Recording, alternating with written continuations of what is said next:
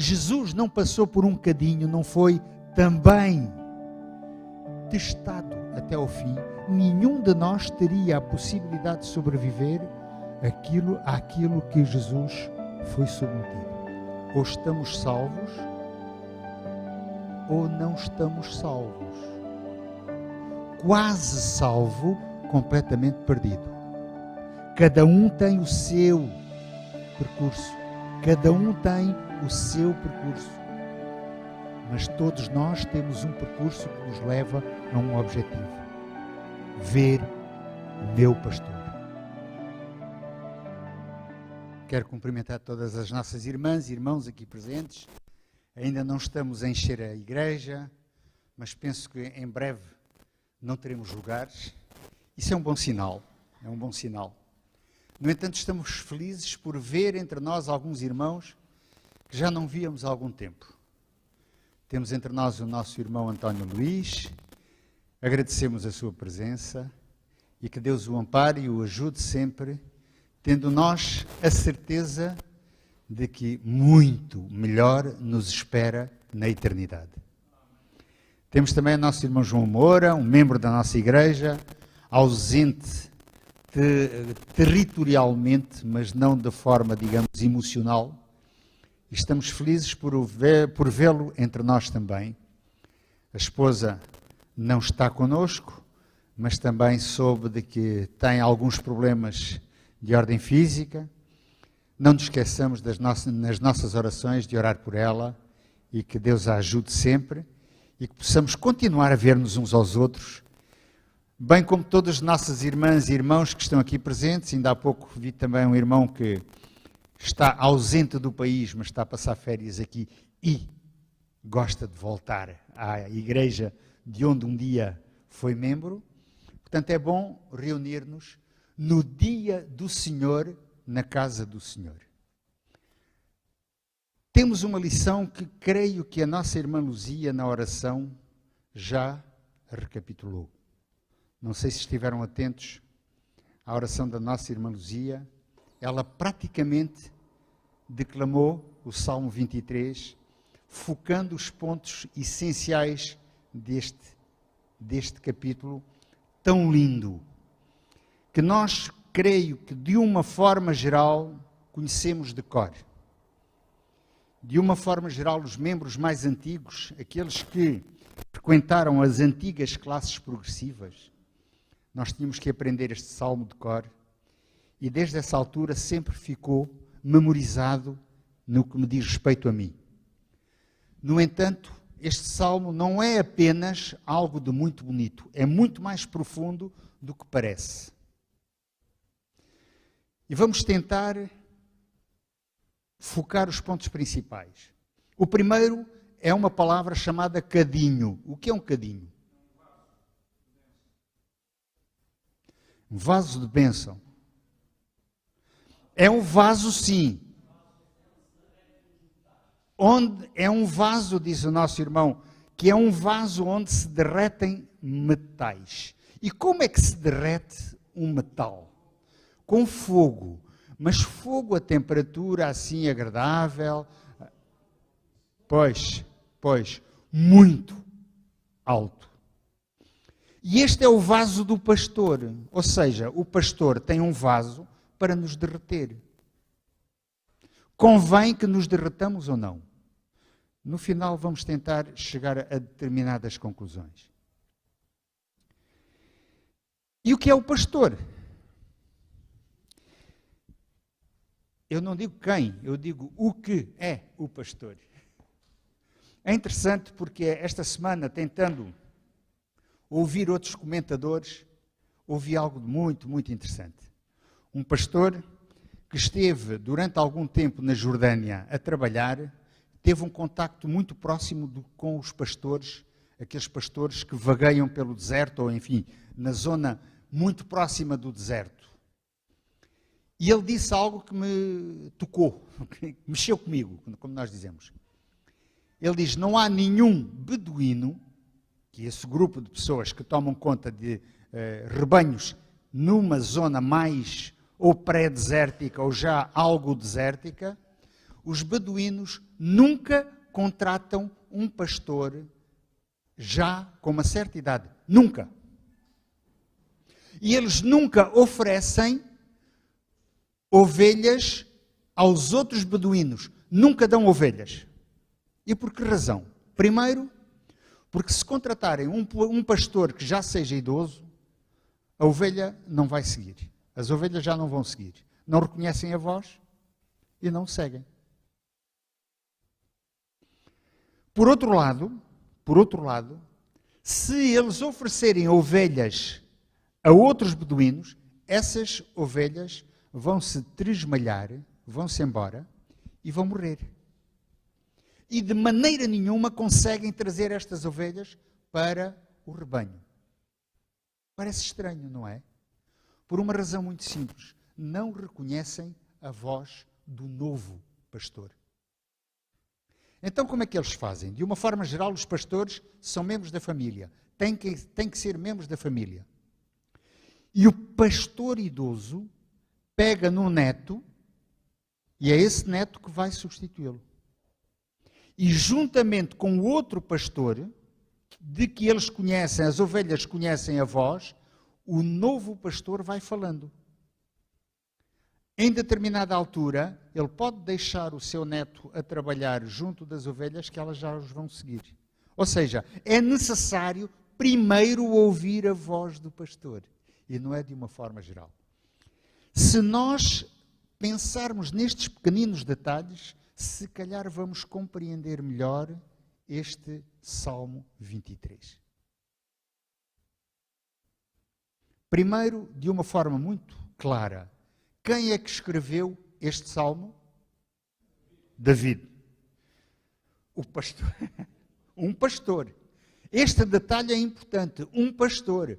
É que a profissão de David o que era? Pastor.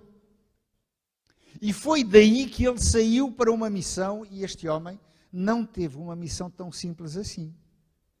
Ainda hoje lia um artigo que falava sobre investigações que estão a fazer em determinado ponto da Jordânia, e então foram ver como eram os filisteus. Recordamos que Golias era filisteu. Seriam todos assim tão gigantes como Golias era? Pelas conclusões que eles chegam, não seriam tão gigantes, mas que seriam pessoas de alto porte, seriam. Mas Nabucodonosor acabou com eles.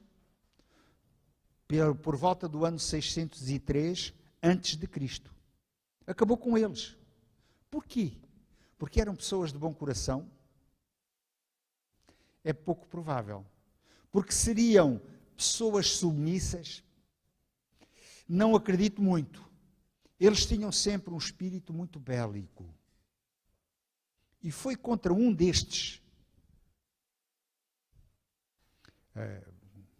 guerreiros que David começou a demonstrar a sua arte de pastor. No entanto, o irmão White diz de uma forma muito clara que não foi a pontaria de David que matou Golias, mas foi a pedra guiada por Deus no momento em que ele levanta o capacete um pouco mais da sua arrogância. Quem és tu? Exatamente naquele ponto, o ponto mais fraco, é que a pedra foi bater, mas não foi à velocidade normal, foi uma velocidade muito mais acelerada pela direção e por Deus. Esse, o verdadeiro pastor, como já foi dito aqui. E por aí fora, se vemos um pouco a história de David, ele guerreou a vida inteira. Primeiro contra os outros, depois contra si próprio. E a mim parece-me que esta lição vai falar exatamente desta guerra.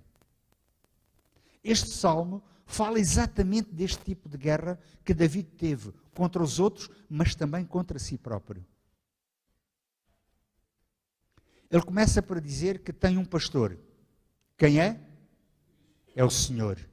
Quem é este Senhor? Deus Pai, Deus Filho e Deus Espírito Santo. Numa só palavra, Deus, ponto. O Senhor é meu pastor. E ele afirma de uma forma muito clara que não lhe falta nada. E agora, antes de mais, meus irmãos, vocês são livres de intervir. Eu não estou aqui a fazer uma palestra. Nós temos que trocar ideias, está bem? Pronto. Estamos claros no que diz respeito a isso? Pronto. Voltando à nossa lição. O Senhor é meu pastor e ele dá a seguinte, e ele acrescenta que nada lhe vai faltar. Mas se nós virmos um pouco como este salmo está estruturado, temos uma primeira fase em que tudo parece paz e tranquilidade. Não só David afirma quem é o pastor, não só ele afirma que por ser meu pastor nada me falta, como ele diz que ele refrigera a alma. O que é refrigerar a alma? Refrigerar, isto cheira-me a arrefecer, a congelar. Será? Vamos tentar localizar-nos na zona em que David cresceu e viveu. Seria fácil viver por lá, ser pastor naquela zona? Eu já tive a oportunidade de viajar e atravessar a Jordânia. É um país que tem grandes contrastes. Temos zonas muito verdejantes, lindas, prováveis oásis, mas atravessamos zonas, cuidado com aquilo. Aquilo é seco e com ravinas brutais. Tivemos a oportunidade de ver uma zona muito turística, onde andámos mais de 12 quilómetros. Foi muito bonito, mas aquilo tem fendas que aquilo assusta.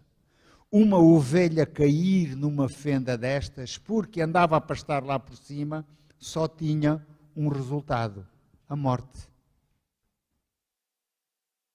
Agora, este pastor arrefece a minha alma. Quem levantou? Já agora, por favor, porque não nos esqueçamos que temos irmãs e irmãos que não estão na igreja e que gostam também de ouvir. Eu estava a dizer que refresca, creio eu, no sentido de revitalizar. Exatamente. E numa zona tão seca e tão árida e tão quente, o refrescar, o refrigerar que o Senhor nos dá, não só é uma bênção, como é um prazer. É uma bênção, mas também sinto-me muito bem com este refrigerar, esta ajuda. Muito bem. Mas ele leva-me para onde? Para pastos verdes. Estes pastos verdes são necessários? Não só são necessários para cada um de nós, como são vitais para a sobrevivência deste gado. No entanto, levando para os pastos verdes, ele não fica por aí.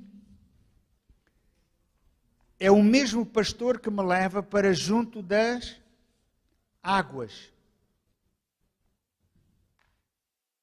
Águas. Essas águas são vitais para a sobrevivência de qualquer ser vivo. Não só ser humano, qualquer ser vivo. Temos consciência de que, por exemplo, o nosso país atesta, ou pelo menos diz, que temos uma seca que ronda os 96% do território português. Está em seca severa.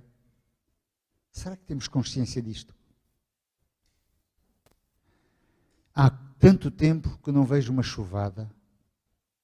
A última que houve sujou-me o carro de tal maneira que foi difícil limpá-lo.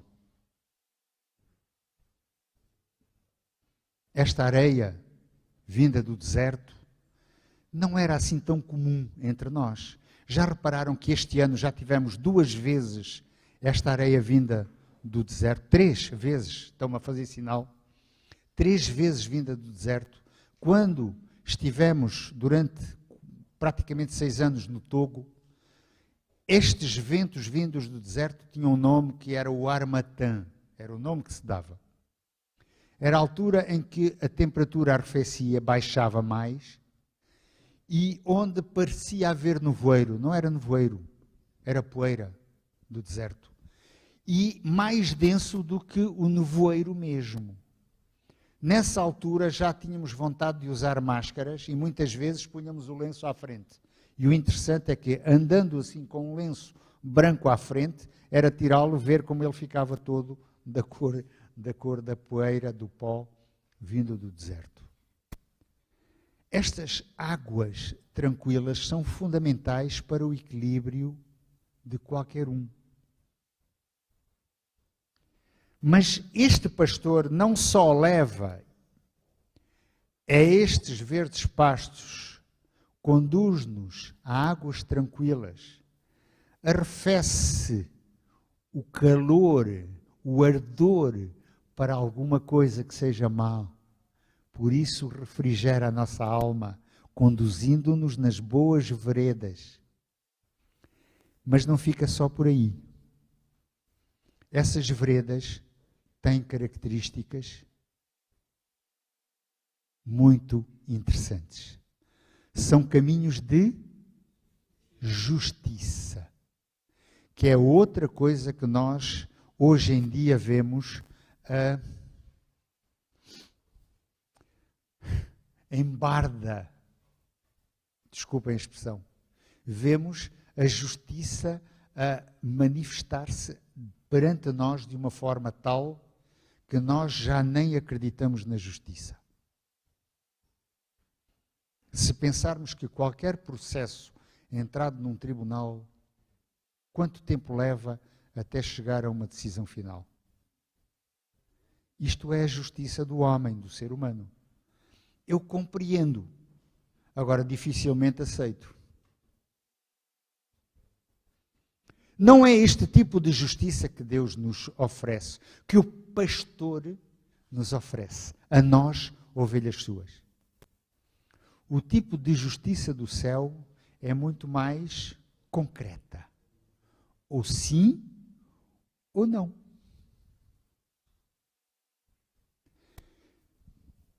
Também este verso nos apela a que cada um tome a sua decisão no momento certo.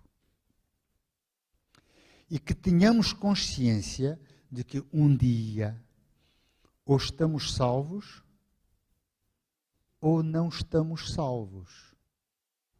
Quase salvo, completamente perdido. Estamos de acordo?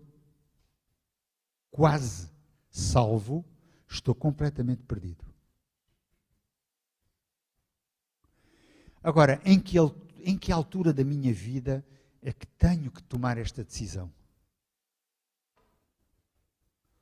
Hoje, disse Jesus, se ouvirdes a minha voz, não endureçais o vosso coração como fizestes no passado. Portanto, quando é que eu tenho que tomar a decisão? Hoje. E quando é que é hoje? É agora. Amanhã é hoje? Não. E ontem é hoje? Também não. Portanto, tem que ser quando? Hoje, agora, a cada instante. E quem é que vela comigo por isto tudo? Voltamos ao versículo 1. Quem é que é o meu pastor? O Senhor.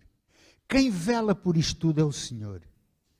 Ele não se cansa de repetir: meu irmão, minha irmã, minha amiga, meu amigo, minha ovelha, meu bode. Quantas vezes nós não temos a ação de alguém que mais parece um bode do que propriamente uma ovelha, que normalmente é um animal reativo, não ativo, mas reativo. Quantas vezes nós não nos parecemos mais com este tipo de caráter, reagindo a situações que muitas vezes, em vez de nos aproximarem do pastor, nos afastamos. Não é o pastor que se afasta, é a ovelha.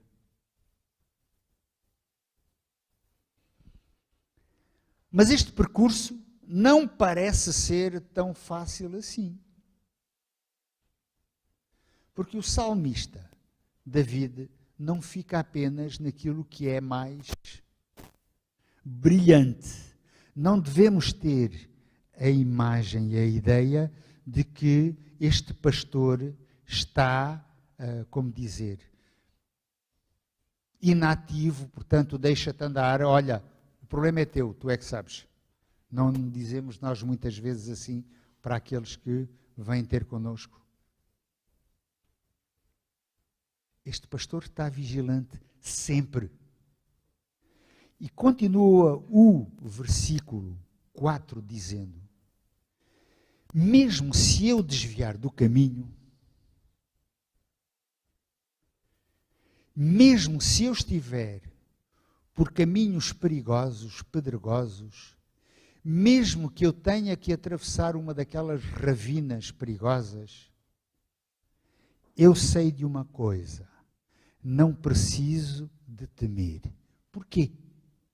Porque este pastor está permanentemente comigo. Esta certeza de uma afirmação como esta devia sempre tranquilizar-nos.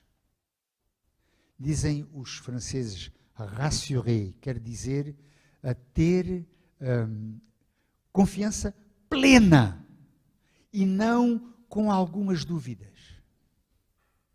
Ainda que eu andasse pelo vale da sombra e da morte, ainda que coisas más me possam suceder, acontecer, não temerei mal algum. Por uma razão muito simples. Não me deixas. És o meu pastor, estás sempre comigo. Agora, este trajeto é simples? Nem sempre. Este trajeto não implica algumas complicações? Sim, temos complicações. Portanto, estamos todos sujeitos a ter algum precalço. No entanto, como já dissemos várias vezes, este bom pastor não nos deixa. E ele vai nos buscar. Como é que muitas vezes nós somos de novo chamados para o caminho certo? Pode ser com a vara. Pode ser com o cajado. O cajado serve para apoiar, a vara serve para quê? O que é que diz Salomão? Que não deveríamos esquecer da vara para corrigir. A vara corrige-nos, o cajado apoia-nos. Portanto, este pastor tem sempre esta dupla função: proteção, mas também correção, guiar. O relacionamento entre a ovelha e o pastor é que é o segredo do sucesso desta caminhada neste mundo. Não estamos num caminho fácil. Penso que, de uma forma geral, todos nós temos consciência de que cada vez mais será mais difícil continuarmos a apegar-nos à palavra de Deus. No nosso país, por enquanto, ainda não temos dificuldades. Não sei se tem estado a acompanhar um pouco as notícias. Só para termos uma ideia, sensivelmente 95,7% de muçulmanos de uma região onde há 100% de muçulmanos, 95,7% pensam que, em vez de terem como fim de semana, como dias de repouso, a sexta-feira e o sábado, eles estão a pensar transferir para o sábado e domingo. Com um pequenino detalhe. O dia de verdadeira adoração é o domingo e não o sábado. O sábado é para preparar depois o domingo, o dia de adoração. Muçulmanos. 95,7%. Portanto, as veredas vão ser fáceis.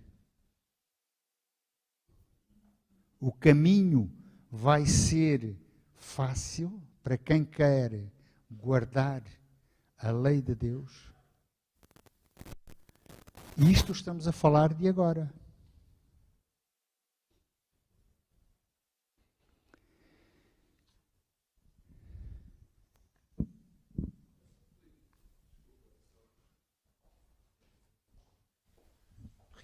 Realmente esse caminho não vai ser fácil, não é fácil, mas temos a certeza com aquilo que tu disseste, que é, acima de tudo, o relacionamento entre a ovelha e o pastor. Eu consigo realmente ter a certeza que Ele está ao meu lado. Porque realmente nós lermos na Bíblia que Jesus está sempre ao meu lado, nós podemos ler e ter essa certeza. Mas, acima de tudo, cada um de nós tem que viver essa experiência. Porque à medida que o caminho vai apertando, eu preciso dessa minha experiência pessoal com Cristo. Eu não posso viver a experiência pessoal daquele que está ao meu lado. Às vezes pode-me enriquecer a partilha, mas eu tenho que ter a minha própria vivência. Eu próprio tenho que conhecer a voz do meu pastor. Esse é o segredo. Esse é o segredo. É o relacionamento entre a ovelha e o pastor. Esse é que é o grande segredo da vitória. Portanto, quando é que eu tenho que começar esse relacionamento? Agora. Nem é hoje, é agora. Tenho que ter consciência que agora é que eu tenho que ou começar ou recomeçar este relacionamento com o meu pastor. Porque ainda que eu ande por este vale da sombra e da morte, ainda, mesmo que esteja neste vale, em que não posso ter paz, não posso ter mínimo de segurança, ainda que eu ande neste vale, tu, quem? Pastor, estás comigo. A tal vara que serve para corrigir e o cajado que serve para me apoiar, me seguem. Não tenho que ter medo. Obrigado, David, porque este, para mim, é o grande segredo desta lição. É, para mim, a grande mensagem desta lição é exatamente estabelecer uma relação de confiança plena neste pastor. Mas para isso eu preciso de o conhecer. Como é óbvio. Preciso de crescer com ele, razão pela qual os beduínos não põem pastores já idosos a tomar conta de ovelhas. Tem que começar de pequenito. É este relacionamento constante com o pastor que faz com que a minha confiança no pastor cada vez cresça mais. E com este crescimento não tenho que temer nada. Mas não fica por aqui aquilo que o pastor tem preparado para mim, para cada um de nós. Continua este salmo dizendo: tu preparas quando? Quando é que o pastor prepara uma mesa? Quando? A cada instante. Nós temos sempre esta mesa preparada. Muitas vezes não a vejo, porque algo me cega à vista. Eventualmente algo desvia o meu olhar. Estão a ver, mais uma vez, o reforço do relacionamento. O relacionamento. Relacionamentos. Meus irmãos, eu estou convencido que cada vez teremos menos oportunidade de realizar grandes campanhas de evangelização, como aquela que eu tive o privilégio de participar em Luanda, em 1974, com o pastor Moisés Nigri. 73, então obrigado. Onde nós, por noite, tínhamos mais de 1000 pessoas presentes. Durante 2 meses, se bem me lembro. 2 ou 3 meses. Foi por aí. Isso? Quase. Portanto, 1 mês e 1 semana. Eu não estou a exagerar, pois não. Mas aquilo marcou tanto a minha vida, que nós temos na nossa igreja pessoas que foram batizadas nesse dia, quando houve os batismos. Estou convencido que campanhas deste tipo cada vez serão mais difíceis. Haverá sempre uma forma daquele que não quer que nós tenhamos o verdadeiro pastor do nosso lado, intervir cada vez mais para pôr empecilhos. Cada vez mais o relacionamento terá que ser direto, pessoal. Ou seja, mesmo nós a podermos pregar a outros, cada vez será mais de uma forma direta, pessoal. Aonde? No nosso local de trabalho. No nosso testemunho. Cada vez mais nós poderemos trazer mais pessoas aos pés do pastor para que o sigam também. Portanto, a nossa responsabilidade aumenta, mas também o privilégio que temos de ter este pastor também aumenta. Pastor.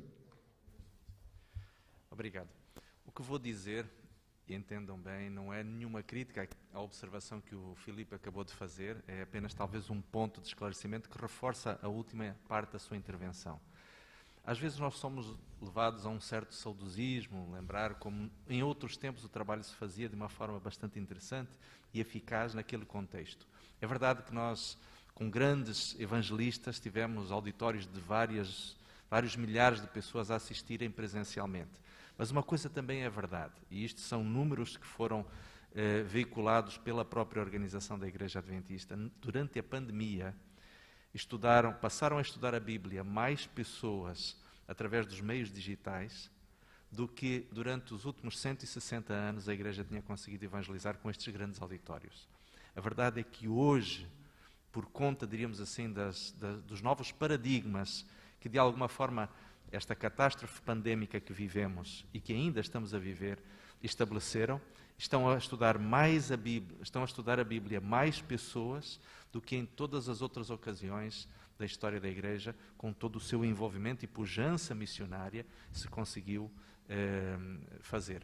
Contudo, há um grande desafio ainda.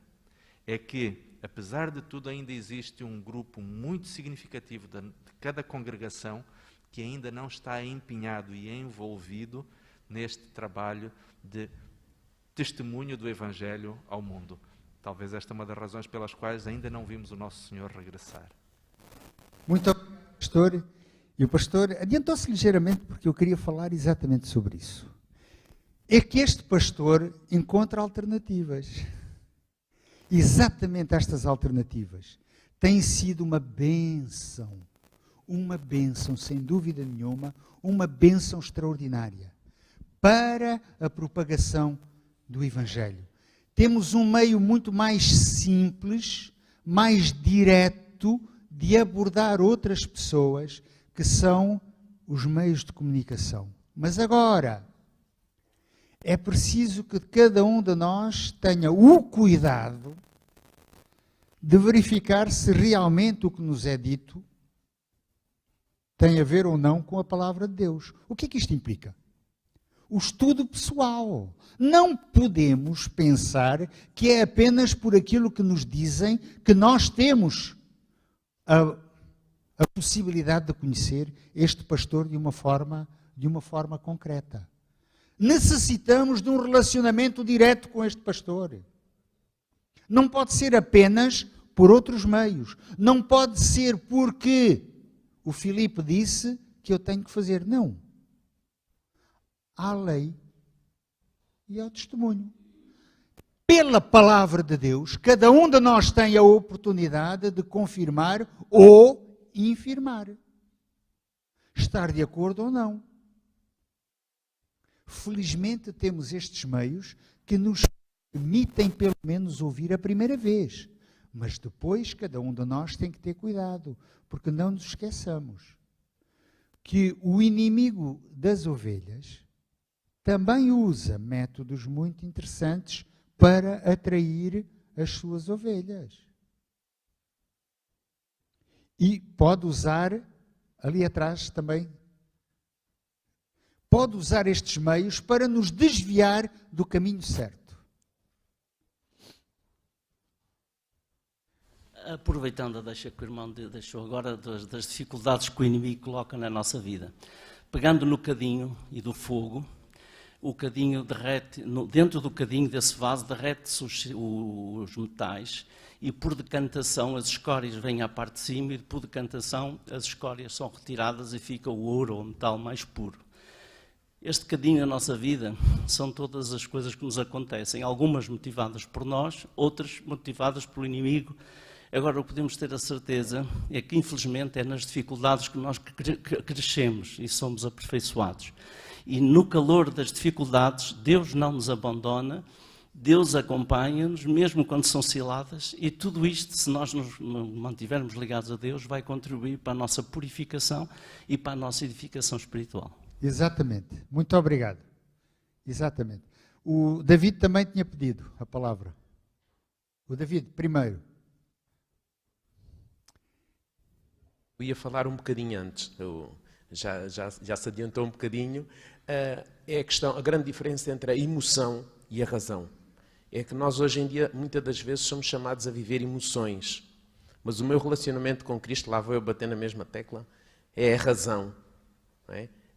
E aqui há uma grande diferença entre a emoção e a razão. Muito obrigado, irmão Carlos. Só para complementar um pouco do que foi dito, irmãos. Por mais que Satanás tente frustrar os planos de Deus, ele nunca vai conseguir. Graças a Deus.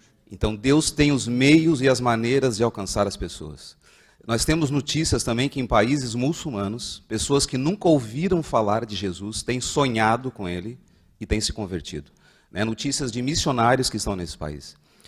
E só uma questão do que o irmão falou um tempo atrás, há pouco tempo atrás, os acontecimentos, os relatos sobre o fim, não podem servir na minha vida e na vida de ninguém como algo de terror. Porque se eu confio nesse pastor, mesmo que as coisas estejam acontecendo, eu estou tranquilo. Sem dúvida. E a minha pregação não tem que ser para as pessoas de algo terrível, ou baseado em cima dos acontecimentos terríveis que estão acontecendo, mas de esperança e de um ser que está no comando de todas as coisas, está aí para nos salvar. Sem dúvida. Mas isso não impede que estejamos atentos ao que se... Acho que exatamente.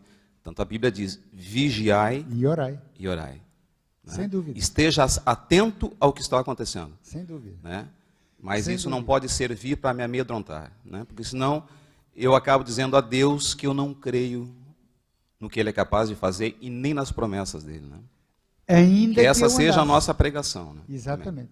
Ainda que eu andasse por esse vale de sombra e de morte, não tenho que temer, porque Tu estás sempre comigo. Esta certeza da presença do pastor constantemente junto de nós é a certeza de que estamos no bom caminho. E isto, quanto a mim, é fruto do conhecimento, de relacionamento. Portanto, o segredo é relacionarmos-nos com este pastor. Relação essa que é constante. Meus irmãos, o cadinho, como dizia o nosso irmão também, serve para purificar. E isto não vem de forma fácil, seguramente. Porque nós temos que abdicar de muita coisa que nos daria enorme prazer e alegria. Mas se não estiver conforme a lei e o testemunho, como diz Apocalipse 14, 12, ou Apocalipse 12, 17, definindo quem vai ser salvo, são os que guardam os mandamentos e têm fé no pastor, em Jesus. Mais uma vez este reforço da necessidade que todos nós temos de estar em relação, em contacto direto com o pastor. Mas no final, imaginemos uma mesa, como o irmão White descreve, que vai ser a primeira refeição a tomar no céu quando nós lá chegarmos.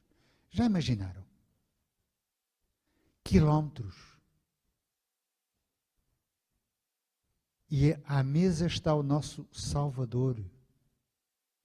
Aquele que passou pelo cadinho também, ou não? Jesus não passou por um cadinho, não foi também testado até ao fim. Nenhum de nós teria a possibilidade de sobreviver àquilo que Jesus foi submetido. Humanamente falando, tecnicamente falando, não creio que um ser humano conseguisse suportar aquilo que Jesus conseguiu suportar, porque ele tinha um só objetivo: está consumado. O objetivo de Jesus era pensar em quem? Em mim. Em cada um de nós. Foi porque Adão e Eva pecaram que o plano iniciado muitíssimo tempo antes foi posto em marcha. Um plano estabelecido foi posto em marcha. E Jesus disse: agora eu vou. E o Pai disse, provavelmente com dor também, vai. Por uma razão única. E é assim que termina este salmo. A bondade e o amor de Deus nos guiarão, nos perseguirão. Quanto tempo? Sempre. Sempre. E vamos agora aqui na terra sentir esse amor e essa bondade sempre. E vai continuar pela eternidade, quando nós vamos poder olhar para Jesus e ver, foi porque este Deus morreu por mim que eu estou aqui. Sem isso, nada feito. E este convite é para quem? Quem é a primeira pessoa que é a ser convidada? Quem vocês acham? É a palavra que nós muitas vezes não queremos dizer. Sou eu. Foi por mim. Foi por mim que Jesus um dia morreu. Se todos nós pensarmos desta forma, provavelmente vamos aceitar muito melhor este amparo e este guia deste pastor que está conosco todos os dias. Meus irmãos, o cadinho está sempre presente, de uma forma ou de outra, dentro das nossas vidas. Cada um tem o seu percurso. Cada um tem o seu percurso. Mas todos nós temos um percurso que nos leva a um objetivo: ver o meu pastor. Apenas posso ouvir a sua voz através da sua palavra. Apenas posso ouvir a sua voz através de outras pessoas. Outras pessoas que eventualmente nos falam deste Deus que tanto quer que cada um de nós se aproxime dele. Que resposta posso eu dar? Cada um tem que responder por si. Mas seria tão bom um dia ouvirmos uma escola sabatina no céu, todos juntos. Imaginam? Eu só imagino. Mas todos nós ouvir o nosso pastor falar e dizer: foi por ti que um dia eu fui à terra para morrer. Que a nossa resposta seja: eis-me aqui, Senhor. Muito obrigado por tudo quanto fazes por mim. É a minha oração.